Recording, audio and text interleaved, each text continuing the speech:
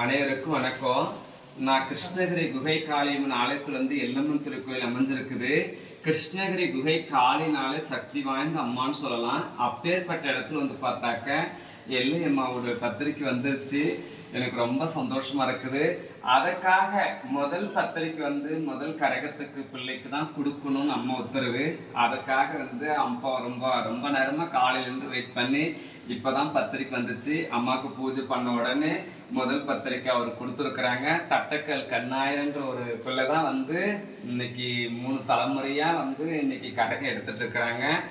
அம்மாவோட உத்தரவு பிரகாரம் இன்னைக்கு ஒவ்வொரு வருஷமும் இன்னைக்கு மிக சிறப்பான அளவு கொண்டாடி இன்னைக்கு அவர் வழி நடத்திட்டு இருக்கிறாங்க. எனக்கு ரொம்ப சந்தோஷமா இருக்குது. அம்மா உத்தரவு கொடுத்தாங்க, முதல் பத்திரிக்கை முதல் கரகத்து பிள்ளைக்கு கொடுக்கணும்னு சொன்னாங்க.